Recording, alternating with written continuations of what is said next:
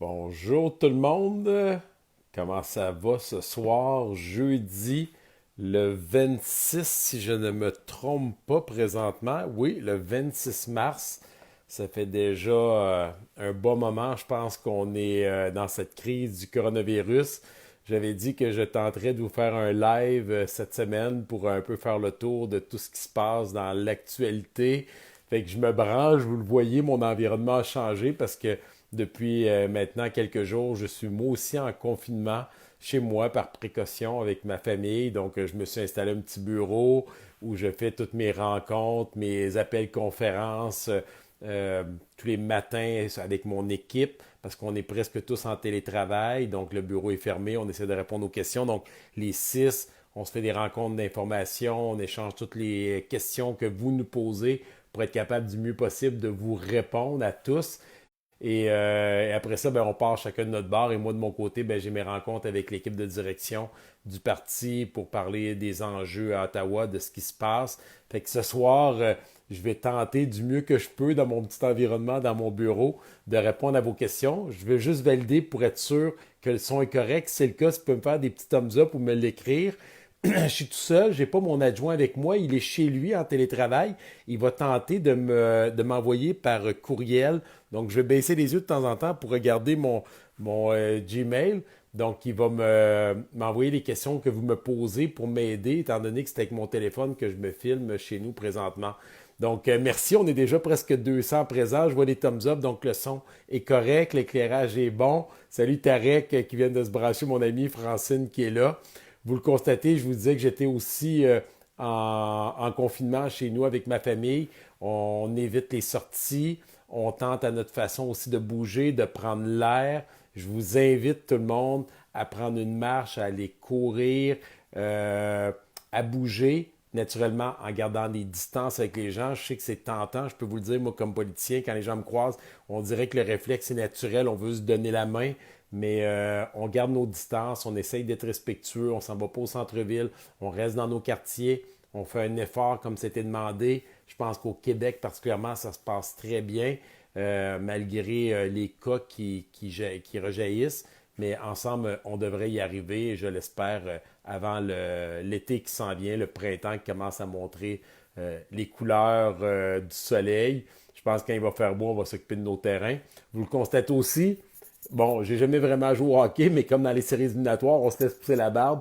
Fait qu'étant donné que chez nous, que je fais presque plus de médias, je me laisse pousser la barbe un peu, ça me donne un petit look relax, je suis en t-shirt, pas de complet, pas de cravate. Je suis pas malheureux, je peux vous le dire. Ça me donne une petite pause aussi par rapport à tout cet habillement du politicien conventionnel qu'on a. Donc, aujourd'hui, je vais faire un petit tour. Avant de prendre vos questions, s'il y en a, je vous invite à les écrire. Je vous le répète, tout le monde, ne vous gênez pas. Salut Marie-Ève qui nous allô à toute la famille. C'était le fun aujourd'hui. Marie-Ève, on a même soupé ensemble, toute la famille, mais il y a juste mon garçon qui est encore à Montréal en confinement dans son appartement parce qu'il travaille là-bas en télétravail.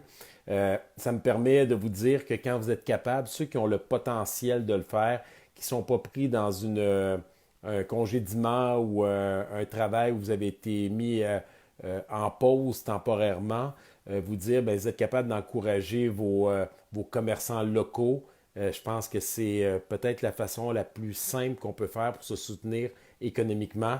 Aujourd'hui, on s'est commandé du homard à la poissonnerie La Moulière. Donc, on essaye à notre façon. On n'a pas perdu nos emplois dans notre cas. Donc, on essaye à tous les jours d'encourager un commerçant local, un restaurateur, faire des achats dans nos petits marchés, nos producteurs locaux. Je pense que c'est une façon. Comme je l'ai dit, je suis prudent parce que je sais qu'il y en a qui vivent des moments très difficiles, que leur emploi est en jeu, qui vont être mis sur le chômage, en réalité sur la nouvelle mesure, le PCU, la mesure d'urgence.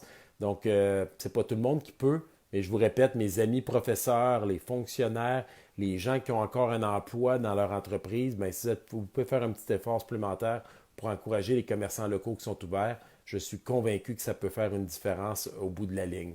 Donc, c'est ça. Donc, vous le voyez, petit look relax aujourd'hui. Content de vous voir en si grand nombre encore ce soir. Fait que je vais tenter de prendre les questions. J'ai mon ami Benoît, comme je vous disais, qui est en télétravail à la maison et qui est en train, qui vient de m'envoyer une première question de Pierre-Olivier Laforce. Mais juste avant, ce que je veux vous dire, C'est vraiment merci à tout le monde qui nous a envoyé des commentaires positifs, constructifs, qui nous a envoyé des petites tapes dans le dos d'encouragement à mon équipe particulièrement. Je peux vous dire que tout le monde travaille très fort. On vit beaucoup de frustration comme vous parce qu'on a de la difficulté à vous donner l'information précise au niveau fédéral comme au provincial. Ils ont l'opportunité de le faire. On a l'information au compte-gouttes. Et là, je ne veux surtout pas faire de politique, mais c'est une vraie frustration. Puis après la crise du coronavirus, on va vivre la crise économique qui va s'en suivre, puis après la crise des finances publiques, parce que c'est des milliards que le gouvernement investit et pas nécessairement de la bonne façon, mais ça, on fera l'évaluation après. On lui a donné les coups des franches cette semaine. Il a son 82 milliards, notre premier ministre Justin Trudeau. On va voir comment il va l'injecter. Et nous, de notre côté, mon équipe, je pense à Antoine, à Alexandre, à Benoît, à Annie, à Nancy, à Daniel, et à Michel. J'ai même un employé qui est pris au Pérou, qui tente de revenir lui aussi, qui va être mis en confinement, qui veut nous aider à distance. Bien, on va tenter du mieux possible de vous envoyer toute l'information qu'on a à tous les jours. Et pour ça, puis on va vous mettre les informations. Ceux qui ne le savent pas, depuis 48 heures, on a parti une infolette. Je vous invite à vous inscrire avant de nous appeler au bureau, nous envoyer un courriel. Inscrivez-vous à l'infolette. À chaque fois qu'on a une information officielle du fédéral et qu'on a été capable de la valider, on l'envoie à toute notre base de données courriel. En une journée et demie, on a dépassé les 1000 personnes qui se sont inscrites. Donc, plus on aura de monde, plus on aura d'ambassadeurs pour relayer l'information, plus vous aurez l'information précise, à jour et le plus rapidement possible. Donc, c'est un petit coup de pouce que je vous demande tout le monde qui me suivez sur les réseaux sociaux, qui me suivez en politique. On veut vous aider. Présentement, nos lignes à 6, on ne fournit pas à répondre à toutes vos questions que vous avez, puis ils sont tous légitimes. On tente du mieux qu'on peut avec mon équipe. Mais je vous le dis, vous êtes capable de vous inscrire à cette infolette. Allez sur ma page Facebook, allez sur ma page web alainrayes.ca. Ceux qui me suivent sur Twitter, Instagram, ma page perso, j'essaie de ne pas trop mettre de politique, mais ces infos-là, je vous les envoie. Inscrivez-vous à l'infolette et ça va être une façon rapide pour nous de vous informer le plus vite possible pour que vous ayez la bonne information et rapidement. Fait que je prends les questions, Benoît, et je vous invite les gens qui se branchent en ce moment. Je vois Alexandra Taradjan, je vois Sylvie Bureau, ma mairesse de Windsor. Donc, Robert Coutu, confrère maire de Montréal-Nord aussi, qui est là. Donc, posez vos questions, ça me fera plaisir. Pierre-Olivier Laforce qui dit, y aura-t-il des élections en septembre? Sincèrement, Pierre-Olivier, j'ai de la misère à croire qu'il y aura des élections en septembre. Je pense que cette crise-là va s'éterniser un peu dans le temps. J'espère que ça va s'estomper, que les mesures de contingentement, d'isolement qu'on a vont disparaître graduellement au courant de l'été. Mais des élections en septembre, ça serait très difficile. Encore faut-il qu'on ait notre chef. Et là, notre parti aura des décisions à prendre avec la crise, qu'est-ce qu'ils vont faire. Théoriquement, notre chef devrait être nommé le 27 juin, mais ça pourrait être retardé si la crise continue. Mais une chose est sûre, dès qu'on aura notre chef, que les analyses vont se faire sur la gestion de cette crise-là, sur la gestion des finances publiques, parce qu'il faut le dire, là, il y a de l'investissement qui est fait, il y a des dépenses pour soutenir les citoyens, les entreprises, mais ça va coûter très cher, ça, par la suite. Et ça va prendre quelqu'un qui va essayer de mettre de l'ordre dans les finances par après, et en essayant d'arrêter les dépenses astronomiques que le gouvernement de Justin Trudeau tente de faire. Pour les gens qui ont suivi un peu les travaux à la Chambre des communes, on s'est fait taguer de faire de la partisanerie, mais c'est faux.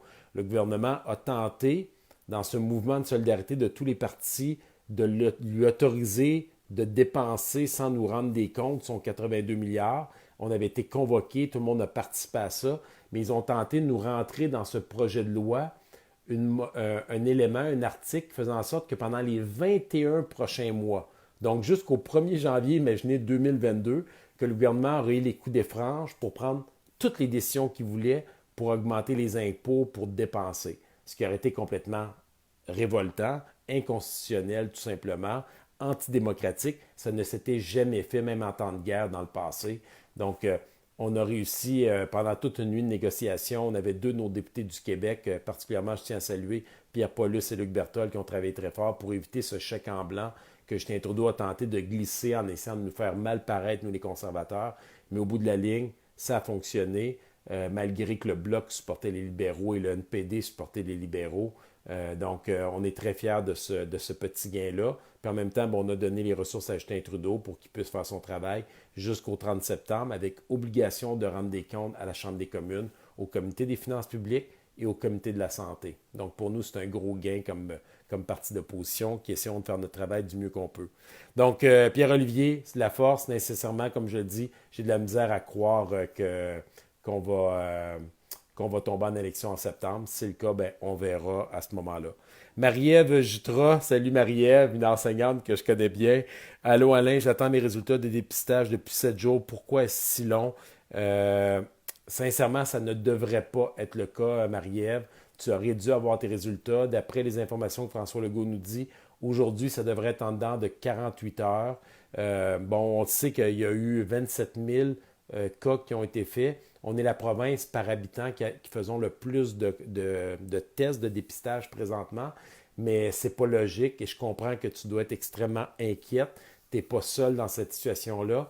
Aujourd'hui, la meilleure des choses, le meilleur conseil que je peux te donner, c'est reste en confinement, fais la même chose que si on détecterait que tu as le coronavirus, en espérant que les symptômes ne sont pas trop durs présentement, parce que c'est pas tout le monde qui réagit de la même façon avec ça. Puis je t'envoie des gros becs, un gros câlin pour te donner de l'énergie, Marie-Ève, à toi, puis à tous ceux et celles qui vivent des moments difficiles en passant avec le coronavirus.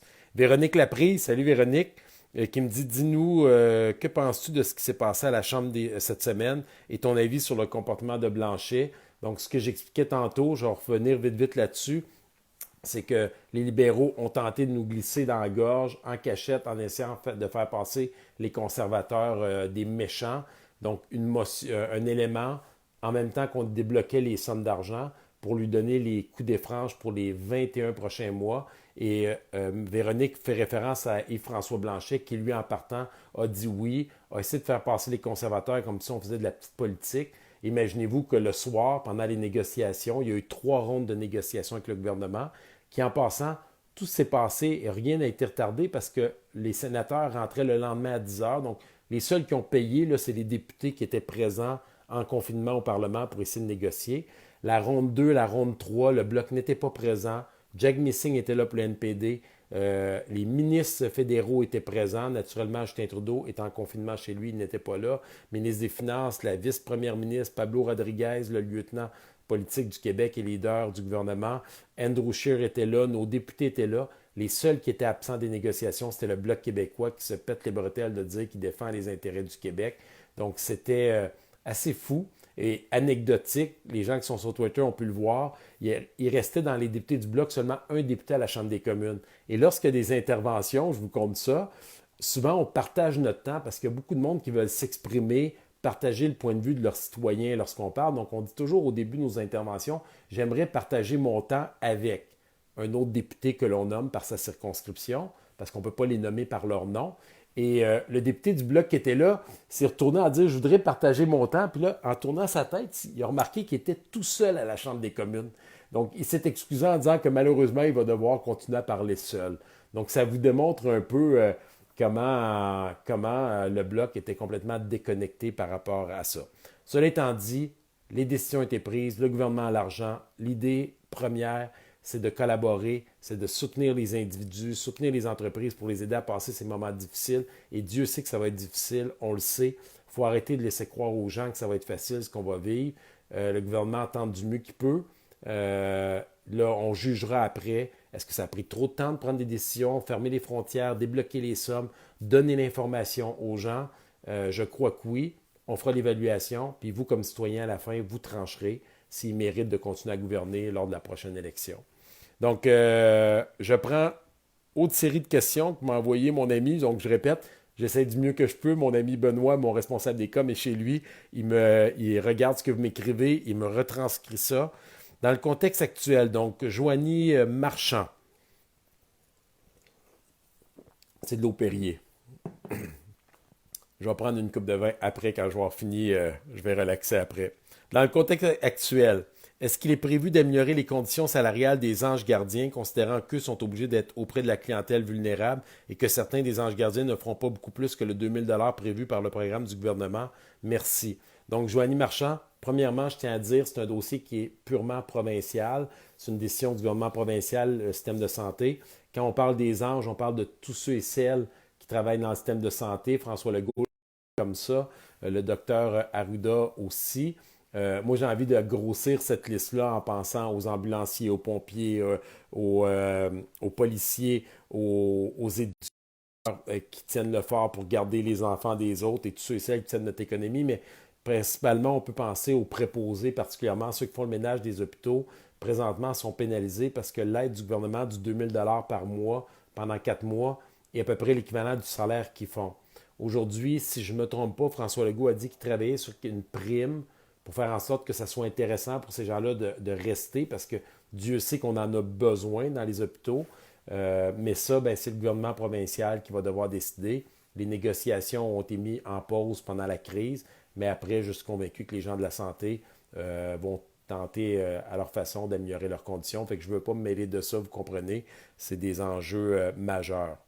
Roxane, mais je veux juste finir. Vous faites un travail extraordinaire. Je vous le dis, là, tous ceux et celles qui travaillaient, qui mettaient l'épaule à la roue, qui, malgré les difficultés, les risques en termes de santé pour vous, qui sont au rendez-vous, je vous lève mon chapeau, vous êtes nos anges, même si vous pouvez penser que ça fait un peu quétaine, c'est vrai, puis il faut qu'on vous le dise. Aujourd'hui, il fallait vous le dire avant, il faut vous le dire aujourd'hui, puis il va falloir qu'on vous le redise après. Roxane Granger, est-ce possible d'expliquer le 14 jours sans salaire si on travaille une ou deux journées dans le mois? Est-ce qu'on est coupé le 2 000 au complet? C'est étrange la manière que c'est expliqué. Merci à l'avance. Oui, c'est étrange. On a de la difficulté à avoir toute l'information, mais en réalité, ce que le gouvernement dit, premièrement, ils ont essayé de faire quelque chose de simple, mais en même temps, dans le simple, on dit souvent le diable est dans les détails. Donc là, on a des gens qui travaillent à temps partiel, ou que leur patron décide de diminuer les salaires. Donc, ces gens-là veulent savoir s'ils ont accès aux 2 000 par mois. Ce qu'on nous dit, c'est que vous devez au moins pendant 14 jours ne pas avoir de salaire. Mais il y a des gens qui ont comme deux emplois. Donc, il y a un emploi qui ont perdu, il y a un autre qui n'ont pas perdu. Donc, ils sont à 50 qui vont avoir le droit aux 2 000 Donc, c'est très touché. Aujourd'hui, ce que j'ai envie de dire, c'est que vous êtes théoriquement tenu. Puis là, mon adjoint m'envoie la note. Il faut être sans revenu pendant 14 jours consécutifs par tranche de 4 semaines pour être admissible. Donc, il faut vraiment que dans le mois, vous ayez un 14 jours sans salaire, d'après ce que l'on comprend. Et c'est bien 2 000 ou rien. Il n'y a pas un pourcentage, il n'y a pas de règle de 3. Ça fait en sorte que certains qui avaient le droit au chômage ne seront plus admissibles au chômage, vont être sur cette nouvelle mesure, donc vont gagner moins. On parle d'à peu près 500 de moins par mois. Le gouvernement a voulu faire une mesure simple pour être capable de renvoyer l'argent rapidement dans le système. Il y aura des perdants, il y aura des gagnants, mais dans le cas des gens qui sont à temps partiel ou moins de revenus, et donc dans ce cas-ci, vous devez être pendant 14 jours sans salaire à l'intérieur du mois pour avoir le droit au montant, et à ce moment-là, c'est 2 000 par mois pendant 4 mois, 8 000. Et ça, en passant, ça s'additionne. Donc, si dans votre famille, vous avez deux jeunes ados, 15 ans et plus, qui ont gagné 5 000 dans la dernière année et qui n'ont pas de travail, qui travaillent dans un commerce, dans un restaurant, dans un bar, sont aux études, bien, ils auront le droit aux 2 000. Donc, ça veut dire que si vous êtes quatre dans la famille, deux adultes, deux enfants, ça vous fait 8 000 par mois pendant 4 mois, 32 000 pendant les 4 prochains mois pour vous aider à subvenir à vos besoins. Donc, c'est une façon du gouvernement. Est-ce que c'est la bonne? On jugera, mais c'est celle qu'ils ont décidé d'utiliser avec ce que ça va demander comme administration au bout de la ligne. Anna Mariscal, salut Anna, conseillère municipale à Windsor. Est-ce qu'il y a des restrictions de voyager entre provinces? Certaines provinces l'ont fait, mais le Québec et l'Ontario ne l'ont pas encore fait. Mais on sent qu'il y a de plus en plus une volonté de fermer les frontières, particulièrement les provinces qui ont mis des mesures plus strictes, qui ne veulent pas avoir de contamination de leur côté. Mais aujourd'hui, entre le Québec et l'Ontario, il n'y a pas de contraintes à ma connaissance par rapport à ça. Je continue. Une autre série de questions. Jessica Duhem. Je vous invite, les gens qui me suivent, si ça vous intéresse, vous pensez que c'est pertinent pour vos amis, pour vos connaissances, partagez ce live-là. C'est le troisième que je fais dans le cas de mon quotidien. Je l'ai fait un aussi avec le P. Très agréable. On devrait en faire un la semaine prochaine. Je tente de répondre au maximum de questions. Tous les matins, je suis à la radio locale. Aussi, je réponds aux questions des citoyens qui appellent à la radio. On essaye de rendre toute l'information disponible, je tiens à le dire. Je répète, sur ma page web, sur mes pages Facebook, par l'infolette que je vous invite à vous inscrire, à partager à vos amis. Plus on sera de monde, mieux que ça sera.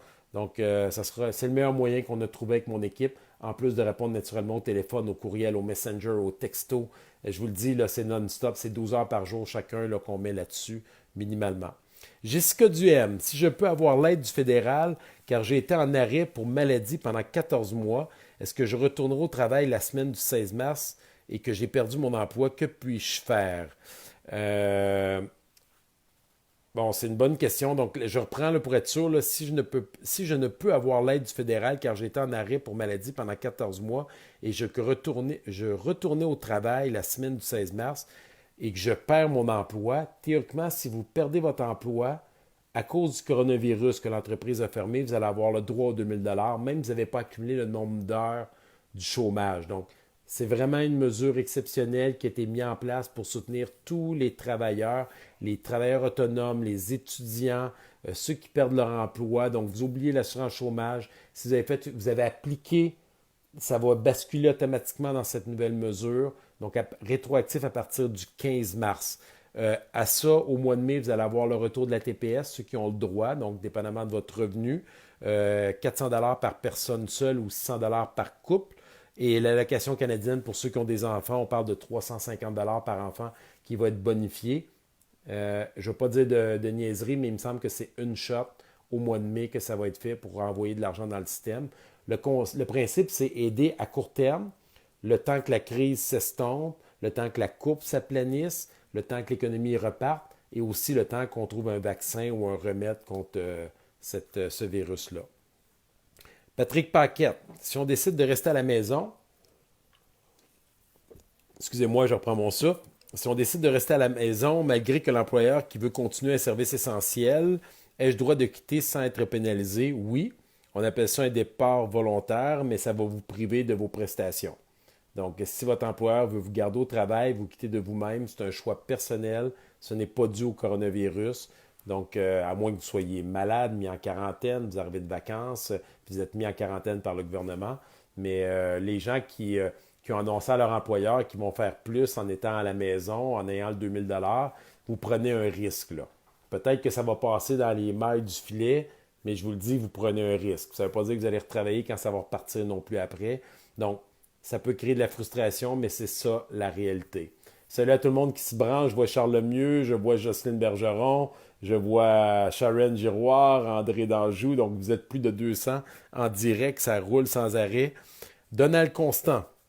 Je travaille une journée semaine à cause du COVID-19. Je n'ai pas droit aux 2000 $. Est-ce que je suis admissible au chômage normal? Peut-être l'assurance emploi au travail, en travail partagé, vous pourriez avoir le droit, mais il va falloir que vous voyez vraiment avec votre employeur pour ça. Je suis malheureusement pas en mesure de vous répondre. C'est une question très technique auquel on cherche la réponse, mais qu'on n'arrive pas présentement à avoir. Je répète, si vous inscrivez à l'infolette, dès qu'on a l'information, donc toutes ces questions-là que vous nous posez, mon équipe suit présentement, sont branchées pendant le live, on prend des notes, on envoie ça aux fonctionnaires, on appelle nos contacts, on valide l'information avec nos confrères, consoeurs, députés, nos responsables des différents cabinets ministériels du cabinet fantôme. Et dès qu'on a l'information précise, validée, on vous la transmet par l'infolette que je vous parlais tantôt. Donald Constant. Si je travaille... Oh, celle-là, je l'ai déjà dit, celle-là. Excusez-moi. Je m'en vais à une autre série de questions. Salut Mario. Salut Richard qui vient de se brancher. Lauriane Beaulieu. Combien de cas de COVID-19 à Victoriaville? À notre connaissance, 3, mais ça évolue tellement vite, sincèrement, puis je suis profondément convaincu qu'il y en a plus que ça. Au nombre qu'on a au Québec, au Canada. Moi, j'ai une formation en statistique mathématique. Là, on a dépassé les 1000. Il y a 17 régions administratives. Si on en a juste 3 à Victoriaville, dans ma circonscription, une dizaine, là, sincèrement, on va tous s'acheter un 649 là, parce qu'on est hors statistique complètement. Cela étant dit, peut-être qu'on travaille mieux, peut-être qu'on fait plus attention. En tout cas, moi, je peux vous le dire, là, j'ai été faire ma course avec mes filles tantôt, avec ma femme. Dehors, il y avait beaucoup d'enfants, mais les gens qui marchaient dans la rue, qui arrivaient, qui jasaient avec les gens, on voyait qu'ils gardaient leur distance, on voyait que les gens respectaient ça. De plus en plus, les aînés aussi, avec lesquels c'était peut-être plus difficile au début, on sent que tout le monde se conforme de plus en plus aux règles du gouvernement du Québec qui a été demandé. Elisabeth Jutra, salut Elisabeth. Êtes-vous sensible à la santé mentale de la population compte tenu de la détresse que cette crise entraîne, notamment au niveau financier? Propriétaires de petites entreprises qui perdront beaucoup, pour ne pas dire tout. Elisabeth, ce que je peux juste dire, j'ai beaucoup d'amis dans le milieu des affaires et ce qu'on va vivre, là, ça va être difficile. Puis moi, je ne compte pas d'histoire à personne. Il y a des gens qui passeront pas au travers, tout simplement. J'ai des amis qui sont en détresse. Au bureau, je dirais depuis 48 heures, je parle à mes anges à moi, mon personnel qui répond aux questions des gens. Puis je dis souvent, vous êtes presque devenus des psychologues parce que les gens appellent, sont en détresse, il y a des pleurs. Malheureusement, on n'est pas en mesure de répondre à toutes les questions qu'ils souhaitent avoir parce qu'elle n'existe pas, cette information-là. Même si ça fait plus de 2 mois que cette crise-là a commencé. Au fédéral, c'est long, c'est long. Les décisions ne se prennent pas et on fait du mieux qu'on peut. Fait que oui, très sensible. On sent qu'au niveau fédéral, il y a des mesures qui sont en train de se prendre pour soutenir les organismes. Moi, ma fille fait de l'accompagnement en prévention suicide à Montréal au téléphone. Elle est formée. Elle est à l'université en psychologie. Et la semaine passée, même ses parents, son père et sa mère ne voulaient pas qu'elle retourne à Montréal avec tout ce qu'on entendait. Ben, elle est partie pareil à Montréal. Elle a pris le train, elle a pris des mesures d'hygiène. Elle a respecté les consignes qu'on donne. Mais elle est montée à Montréal pour aller faire son bénévolat en prévention suicide parce que pour elle, c'est important parce qu'elle sent que ça peut avoir des répercussions peut-être jusqu'à là chez certains. Je trouvais ça beau, là. Je tiens à le souligner. Souvent, on critique les jeunes, mais quand je vois ça, cette entraide-là, les gens qui font du bénévolat, les gens qui appellent leurs grands-parents, qui s'assurent d'aider des gens qui ne sont pas capables d'aller faire leur épicerie, je trouve ça beau. Je trouve que dans ces crises-là, il y a ça de fantastique. On voit le bon de l'être humain. On voit cette solidarité-là qui s'installe. On voit aussi le mauvais de ceux qui profitent de ces situations-là. Mais j'aime mieux regarder le positif. Je pense que c'est avec ça qu'on grandit. Il y a trop de belles choses et de choses à travailler pour s'occuper de ceux qui chialent tout le temps puis ceux qui n'avancent pas dans la société. Fait qu'Elisabeth, oui, tout à fait conscient, puis ça va être tough, puis il va falloir les aider, on n'a pas le choix. C'est la base de notre économie, de notre société. Salut Christian, salut Bianca, salut Richard qui viennent de se brancher. Fait que je continue, David Bolduc, quand on touchera le 2000 de la prestation canadienne pour enfants, le programme officiellement va être rendu public si le gouvernement réussit à faire tout ça. Ils nous ont dit le 6 avril au plus tard. Donc, il faut penser qu'après, les gens vont s'inscrire, ça va rentrer dans la machine à saucisses, puis là, les chèques vont partir. On nous dit que ça devrait se faire en dedans de 10 jours. Donc, on peut penser qu'à la mi-avril, les gens vont commencer à recevoir un chèque. Cela étant dit, il y a beaucoup de discussions qui se font avec les institutions financières. Je vois les assureurs, les grandes compagnies, Hydro-Québec qui envoient des courriels à leurs clients pour leur dire si vous avez des difficultés de paiement, contactez-nous. Je pense que tout le monde veut mettre l'épaule à la roue pour soutenir les gens en difficulté, le temps que les chèques se rendent dans les poches des personnes pour les aider à subvenir à leurs besoins de base, se loger, se nourrir, se vêtir et ainsi de suite. Je continue. Prochaine série de questions. Merci tout le monde d'être là. C'est le fun, tant qu'à faire l'exercice, de voir que ça peut porter fruit puis que le message va se rendre au plus grand nombre de personnes. Le premier live qu'on a fait la semaine passée, après 3 jours, on avait rejoint 46 000 personnes. C'est fou là, quand on regarde ça. Donc, combien de fois on dit aux gens, lâchez les réseaux sociaux, lâchez le téléphone, lâchez Internet. Mais dans ce cas-ci, on se rend compte de l'utilité de cet outil-là qu'on a pour pouvoir connecter avec les gens, rester branché, groundé avec la population, puis essayer de répondre au maximum à toutes les questions qui nous sont posées. François Mercier, est-ce que vous croyez qu'il y aura d'autres mises à pied sur les commerçants essentiels? J'en profite pour avertir les gens là, qui croient qu'ils peuvent quitter leur emploi. Là. On voit ça, là. On a des téléphones d'entrepreneurs qui nous appellent, de propriétaires qui disent là, moi je suis un service essentiel, je travaille dans j'ai une pharmacie, puis des employés qui me disent qu'ils ne vont pas aller travailler pour aller chercher le 2000. Je répète ce que j'ai dit tantôt, si vous quittez de vous-même, vous n'avez pas le droit à cette prestation-là. Peut-être que vous allez réussir à passer entre les mailles du filet, mais vous pouvez vous faire snapper lorsque vous allez faire votre prochain rapport d'impôt plus tard ou si quelqu'un dénonce la situation. Donc, est-ce qu'il y aura d'autres mises à pied dans les commerçants essentiels, les services essentiels? Si les services essentiels sont là, je pense aux épiceries, je pense aux pharmacies. Euh, Sincèrement, je ne crois pas. Là. Je pense qu'on va devoir maintenir ça en place. On n'aura pas le choix. Mais est-ce qu'il y aura d'autres entreprises qui vont fermer plus tard, qui ne sont peut-être pas nécessairement des services essentiels? Je ne peux pas vous répondre à ça. Je pense qu'aujourd'hui, où on est rendu, c'est pas mal rendu au bout du rouleau. Les entreprises qui sont encore en fonction, c'est parce qu'ils préparent des produits qui doivent se rendre dans les commerces de services essentiels. Donc, je ne crois pas nécessairement qu'il va y en avoir beaucoup, mais cela étant dit, il n'y a personne qui aurait pensé il y a un mois qu'on serait où on est aujourd'hui. Salut Catherine, salut Karen, Cox, salut Marie-Claude Bourret qui vient de se brancher. André Richard, je continue de répondre aux questions. Bonjour Alain, ma femme arrive comme immigrante par parrainage avec sa carte de permanence. Elle a-tu droit aux 2000 $ par mois? Elle n'a pas gagné en 2019. Elle vient d'arriver le 12 avril.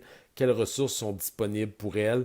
Malheureusement, non, elle n'aura pas le droit au PCU. Elle va devoir se tourner vers les derniers recours, malheureusement. Donc, c'est soit les organismes communautaires, peut-être l'aide sociale dans ce cas-ci, mais elle n'aura pas le droit. La règle est simple, pour avoir gagné 5000 $ l'année dernière pour avoir le droit aux 2000 $ et d'être sans emploi à cause de l'impact du coronavirus. Donc, c'est assez simple, c'est les règles de base. Le reste, bon, il y a des petits détails, mais c'est les deux premières questions que vous devez vous poser pour savoir si vous êtes admissible à cette aide d'urgence de 2000 $. Marie-Lou Pellerin, si ma fille a fait une demande de chômage avant la mise en place de l'aide du 2000 $, est-ce qu'elle va recevoir son chômage ou bien le 2000 $ par mois? Doit-elle remplir autre chose? On s'y perd. Je te comprends très bien et ta question est pertinente. Sa demande a été faite après le 15 mars. Elle n'aura pas droit à l'assurance chômage, mais juste au PCU. Si, et là c'est ma compréhension, je tiens à le dire, si elle a fait sa demande avant le 15 mars, qu'elle a commencé à avoir son chômage, de ce que j'en comprends, elle va continuer son chômage et quand le chômage sera fini, elle pourrait, si elle est dans le délai du 4 mois, avoir le 2000 $ pour compléter par la suite. Cela étant dit, je mets un petit bémol parce qu'à tous les jours, il y a des changements. Donc, c'est la raison pourquoi j'invite tout le monde qui me suivait présentement à partager, à vous enregistrer à l'infolette. À tous les jours, même aujourd'hui, on a envoyé 2 infolettes. Une première avec toutes les informations. Une deuxième, Benoît Plamondon, après avoir été chercher plusieurs autres informations, mon gars de com, est allé vous faire un genre de questions-réponses. Les questions que tout le monde nous posait, voici la réponse concrète à cette question-là. Donc, avec ça, je pense que vous allez être capable d'avoir plusieurs réponses, tout le monde, aux questions que vous posez. Celle-là, c'est fait. Je m'en vais dans une autre série. Juste être sûr, François Mercier, j'ai répondu. André Richard, Marie-Lou Pellerin, c'est répondu.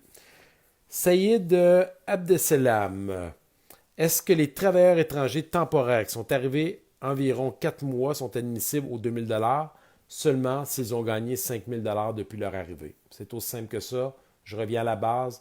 Vous devez avoir gagné 5000 $ dans la dernière année, donc dans les 12 derniers mois, et vous devez avoir perdu votre emploi en lien avec le coronavirus.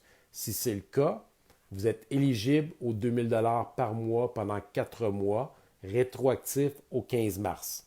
Donc ça, c'est la base de la pyramide. Après ça, il y a quelques petits détails. Je vous invite à aller à l'infolette et j'essaierai, si la question m'est posée, là, pour essayer de continuer. Steve Gagné, tu as encore ta job pour le moment, comme toi chanceuse, que chanceux. Oui, je suis très chanceux, c'est à moi que la question se posait, Steve. Brigitte Aymon, nous avons une petite entreprise familiale touristique et devions ouvrir la fin de semaine de Pâques, alors sûrement que nous ne pourrons pas ouvrir. Quel recours avons-nous? Présentement, très peu de mesures, voire aucune qu'on a réussi à trouver pour les entreprises actuelles. Il y a de l'aide en termes de prêts qui sont avancés par le provincial, par le fédéral, certaines aides au niveau salarial pour les employés qui restent en place. Mais sinon, je vous dirais qu'aujourd'hui, il n'y a pas grand-chose. On espère que le ministre des Finances va annoncer des nouvelles mesures pour les entrepreneurs qui vivent des moments extrêmement, extrêmement difficiles. Et par la force des choses, ben, les gens, des fois, sont durs avec les entrepreneurs. Hein. Tout le monde pense qu'ils sont tous millionnaires. Je peux vous le dire que ce n'est pas le cas. Il y en a qui ont bûché fort pour arriver où est-ce qu'ils sont. Il y en a qui ont vécu des faillites dans le passé. Puis aujourd'hui, c'est très dur. Ils sont obligés de congédier du monde qui n'ont jamais pensé une seconde congédiés il y a de cela un mois ou deux. Et aujourd'hui, c'est toute leur vie qui s'écroule aussi. Puis ils ne veulent pas ça. Là. Il n'y a personne qui aime congédier quelqu'un, quel que soit le propriétaire. Lynn, alors, y aura-t-il de l'aide pour un jeune qui travaillait 20 heures semaine pendant son cégep et qui en fait maintenant 5 heures semaine? Il n'a pas droit à la prestation, mais il n'arrive plus à faire ses paiements. Réponse, il n'a pas le droit au PCU, mais il va avoir le droit à la TPS qui sera bonifiée pour lui en un seul versement au mois de mai. Ça étant dit, s'il a fait 5 000 dans la dernière année et qu'il n'a plus d'emploi pendant au moins 14 jours dans le mois, donc la moitié de l'année, il va avoir le droit à son 2 000 d'après ma compréhension de la situation. Donc, dans un cas comme ça, là, son employeur le garde juste un 5-10 heures, ça ne l'aide pas présentement, mais s'il en a besoin, il en a besoin. Donc, c'est un gros défi. Ça fait partie des cas qui sont très frustrants, qui donnent le sentiment d'injustice entre certaines classes d'emploi par rapport à d'autres personnes. Je vois du monde qui se branche pendant le temps que mon adjoint prend les questions, me les envoie. Je vois Marc Savard qui s'est branché, je vois Brigitte Aymon, Jessie Terrien, Isabelle Lambert, donc vous êtes plus de 200 là, tout le temps en ligne. Daniel Veilleux, me semble que ça inclurait des gens dans cette situation. Ça vaut la peine que tu t'informes si Alain répond. Bon, là, je ne suis pas sûr que je vois la question, donc je vais arrêter là, vraiment. Daniel Veilleux, je pense que c'est une conversation qu'il y a eu avec une autre personne. Pierre-Hugues Boisvenu qui vient de se brancher, sénateur avec nous, conservateur au Parlement. Merci Pierre-Hugues, j'en profite pendant que tu es branché pour tout le travail que tu fais au Sénat. Un travail exemplaire avec tes confrères aussi. Je pense à Larry Smith, je pense à Claude Carignan, je pense à Léo Sakos et à tous les autres là, qui nous ont aidés, qui avaient permis aussi de débloquer les sommes rapidement le lendemain, qui avaient travaillé très fort. Donc, puis merci de ton travail pour les victimes particulièrement. Donc, les gens, si vous avez des questions, je reste avec vous encore quelques minutes. Je regarde s'il y a des choses qui défilent. J'essaie de faire du mieux que je peux par rapport aux questions qui me sont posées. Marc Savard, je suis un employeur, j'ai dû fermer. Dois-je produire les relevés d'emploi? C'était la dernière paye aujourd'hui.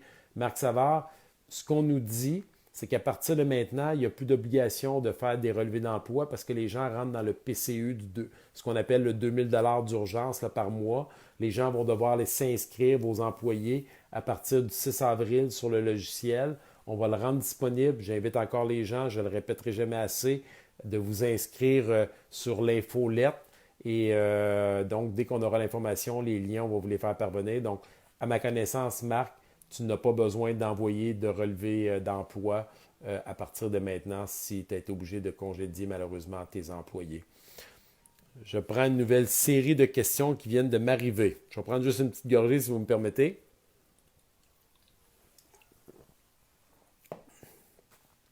Marie Papillon. Confinement, mais tout est ouvert quand même. De grosses entreprises manufacturières, même pas en effectif réduit, sont ouvertes et roulent pleine capacité. Est-ce légal? Vous pensez quoi que tout est ouvert quand même? Je tiens à dire, Marie Papillon, que c'est pas vrai que tout est ouvert. Là. Il y a près de 50% de tous les commerces et entreprises aujourd'hui qui sont fermés. Il y en a qui sont ouverts, ceux qui ont été considérés comme des services essentiels. Il y a quand même une longue série parce qu'il faut se nourrir. Là, on n'a pas le choix, là, même s'il y a un risque quand on va à l'épicerie. De rencontrer quelqu'un.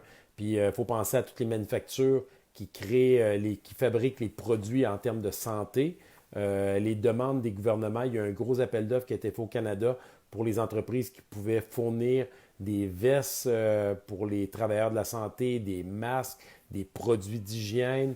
Je pense à des compagnies, nous autres, dans le parc industriel, je ne veux pas les nommer, mais qui fabriquent du produit nettoyant comme le Purel, qui ont eu des grosses commandes des hôpitaux qui doivent fournir en cas que ça s'étire dans le temps. Donc, les entreprises, en tout cas que moi je connais, ce que je peux dire, c'est que la plupart ont mis en place des mesures d'hygiène, de distance. Dans certains cas, c'est peut-être moins facile, mais on se fie au bon jugement des gens qui font attention de leur côté. Il y a un risque, mais on ne peut pas tout arrêter complètement puis envoyer tout le monde chez eux. Je pense que c'est un risque calculé que le gouvernement a fait pour essayer de maintenir l'économie. Déjà, avoir arrêté tous les chantiers de construction, ça a eu un impact majeur sur notre économie, mais c'était nécessaire pour des questions d'hygiène. Richard Picard, quelle est l'aide aux entrepreneurs? Richard, mon ami, il n'y a pas grand-chose. Si tu es un travailleur autonome, tu as le droit à la mesure d'urgence PCU. Il y a des prêts Il y a la BDC qui offre une certaine aide. Là, on a su qu'il avait baissé les taux d'intérêt parce qu'au début, c'était pas facile. Le gouvernement a décidé de permettre de reporter l'impôt, mais il va falloir le payer pareil. Donc, c'est une façon de reporter les dépenses. Au niveau de la TPS, là, les entreprises, là, je ne suis pas un expert, mais qui doivent faire leur paiement, là, leurs acomptes qu'ils ont ramassés.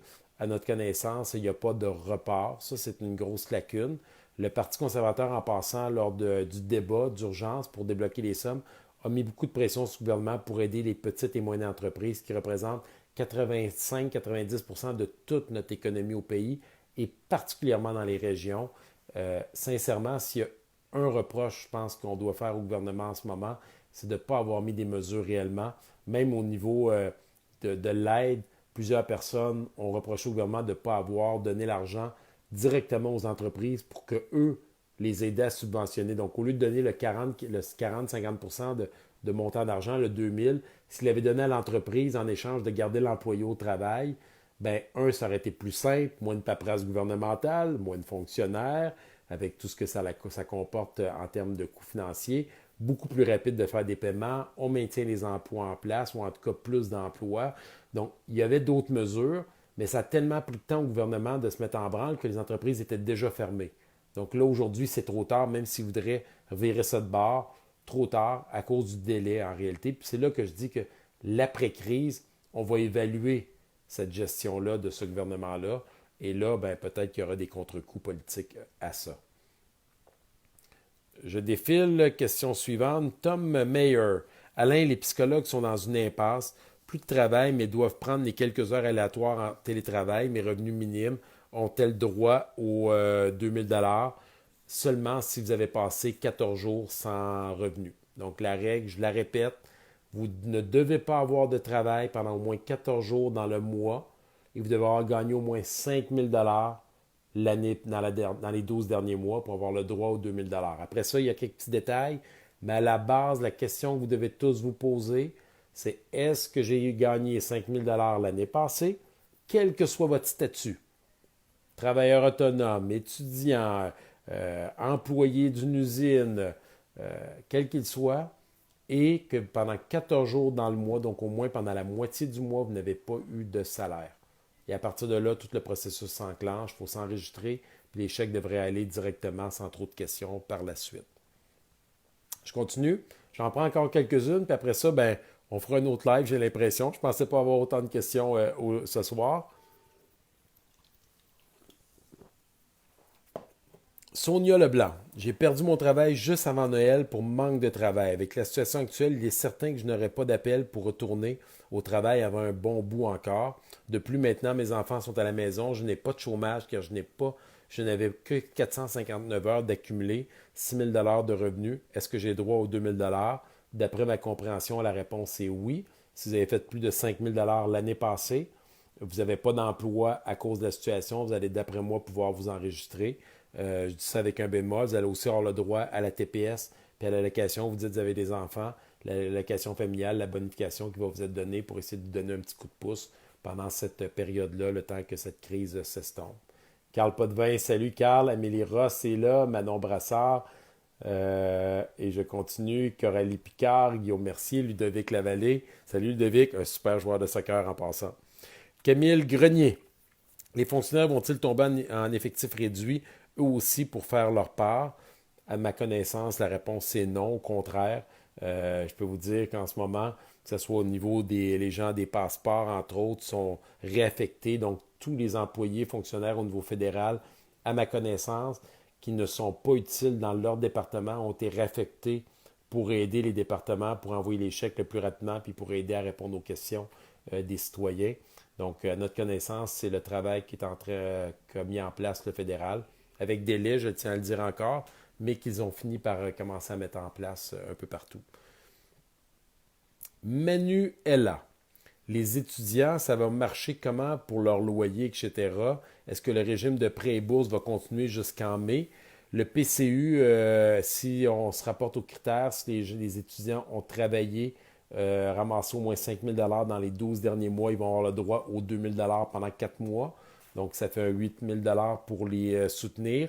Et il y a aussi les prêts étudiants L'information qu'on a, c'est que ça a été reporté sans intérêt pendant 6 mois pour permettre à ces étudiants-là de pouvoir prendre le dessus le temps que la situation se replace. C'est les deux mesures, à ma connaissance, je pense que je peux te nommer pour essayer de répondre à ta question, Manuela, par rapport à ça. Je vois Camille Grenier en direct là, pendant que je suis là à l'écran. Oh, c'est la question qui m'a été posée, excuse-moi. Jocelyn Corbeil, est-ce que à cause d'une pénurie de chloroquine qui n'est pas utilisée ou on dirait boudée? Aucune idée, Jocelyn. Il y a plusieurs personnes qui me posent des questions là-dessus. Je ne suis pas vraiment ferré par rapport à ça. Beaucoup de gens, là, aujourd'hui particulièrement, je m'étais donné comme objectif ce soir de lire un peu là-dessus. Par rapport aux produits, je me fie au bon jugement du docteur Arruda puis des consignes qu'il nous donne par rapport à ce médicament puis à tout autre vaccin testé ou produit là, qu'on entend parler un peu partout. Donc, malheureusement, je ne vais pas m'avancer là-dessus. Là. Je ne suis pas ferré, mais je me reprends une note là, pour essayer ce soir d'essayer de prendre un petit peu de temps pour aller lire là-dessus directement. Donc, je vois Sonia Leblanc, Louise Poitras, Carl, salut Alain, merci pour ton temps et ton énergie que tu déploies pour nous aider, nous informer. T'es gentil, Carl. Je vous répète, merci à tout le monde pour vos tapes dans le dos, vos encouragements. Je tente du mieux que je peux de le transférer à mon équipe. Je peux vous dire que ce n'est pas toujours facile. Des fois, mon équipe subit des contre-coups de la colère de certains citoyens, de la frustration aussi qu'ils vivent. On essaye de rester calme, on respire nous aussi. On est des êtres humains comme vous. Certains vivent des moments difficiles dans mon équipe parce qu'ils ont dans leur famille, conjointes qui vivent aussi avec ces frustrations-là parce qu'ils ont perdu leur emploi. Donc, on fait du mieux qu'on peut, je peux vous le dire. Et on essaye de mettre de côté tout le monde la partisanerie puis travailler tout le monde ensemble en collaboration avec les paliers de gouvernement provinciaux, municipaux. Demain à 7h30, j'ai un appel conférence avec tous les élus et directeurs généraux de la MRC des Sources.